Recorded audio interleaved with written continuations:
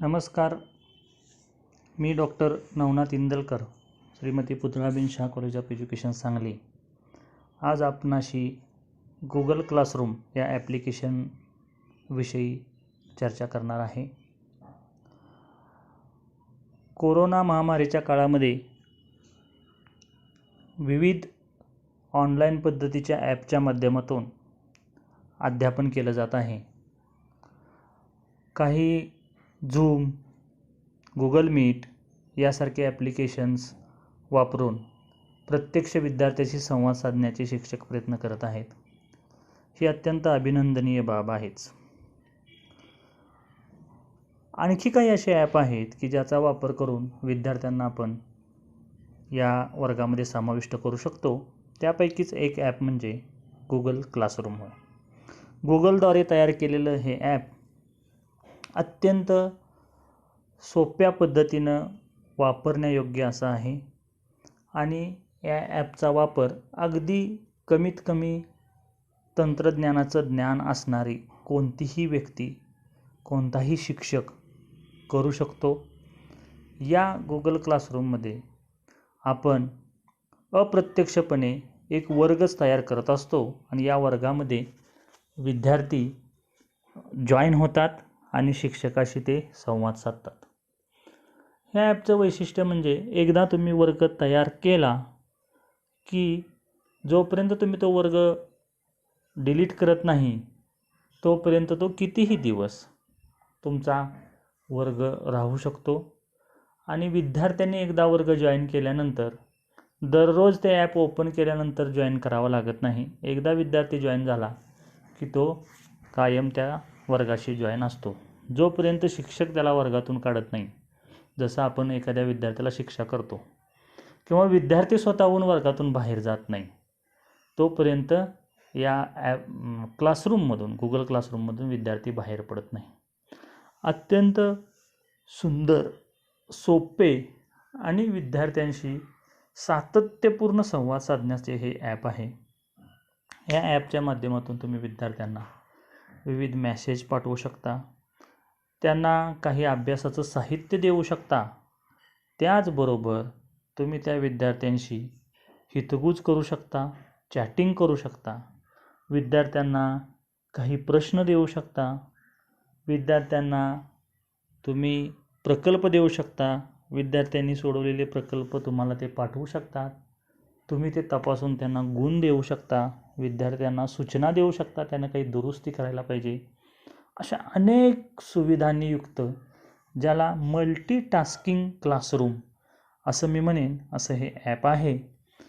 आपण ह्या ॲपविषयी माहिती गूगल क्लासरूमच्या संदर्भानं काही व्हिडिओच्या सिरीजच्या माध्यमातून पाहणार आहोत आणि याचा वापर करून आपण गूगल क्लासरूम आपल्या मोबाईलमध्ये डाउनलोड करू शकाल आणि खूप चांगल्या पद्धतीनं वापरू शकाल. चला तर मग सुरुवात करूया गूगल क्लासरूम या ॲपविषयी माहिती पाहायला. सर्वप्रथम आपल्याला प्ले स्टोअरमध्ये जावं लागेल. प्ले स्टोअर आपण सर्वांना परिचित आहेत. या प्ले स्टोअरमध्ये जाऊन तुम्ही गूगल क्लासरूम असं टाईप करा. Google classroom. जेव्हा तुम्ही गूगल क्लासरूम टाईप कराल तेव्हा इथं एक शिक्षक व 2 विद्यार्थी अशा पद्धतीचं एक सिम्बॉल असणारं गूगल क्लासरूम हे ॲप्लिकेशन आपल्याला दिसेल. ते तुम्ही डाउनलोड करा. माझ्याकडं अगोदरच डाउनलोड केलेलं असल्यामुळं या ठिकाणी डाउनलोडच्या जागी ओपन हा ऑप्शन येतो. डाउनलोड केल्यानंतर हे ॲप तुम्ही ओपन करा.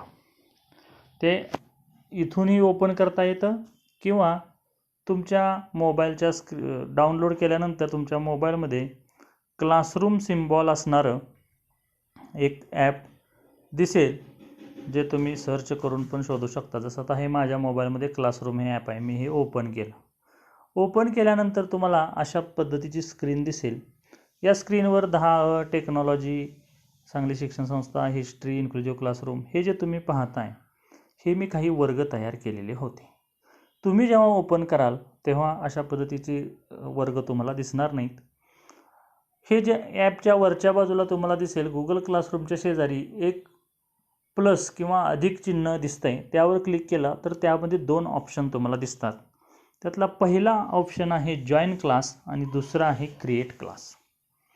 जॉइन क्लास हा ऑप्शन हा विद्यार्थ्यांसाठी किंवा इतर शिक्षकांसाठी तुम्ही तयार केलेल्या वर्गाला जोडण्यासाठीचा पर्याय आहे.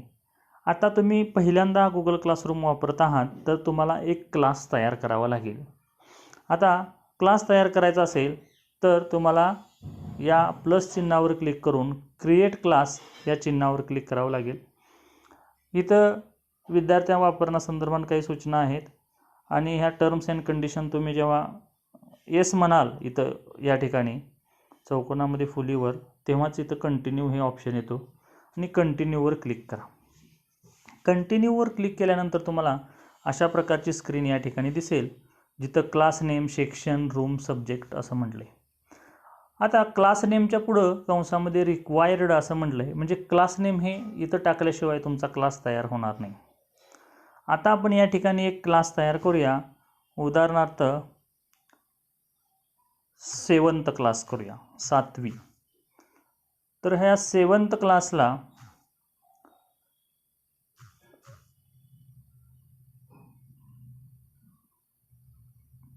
तुम्ही काही नाव देऊ शकता, तुम्हाला जे योग्य वाटेल ते. क्लास 7 असं मी नाव देतो.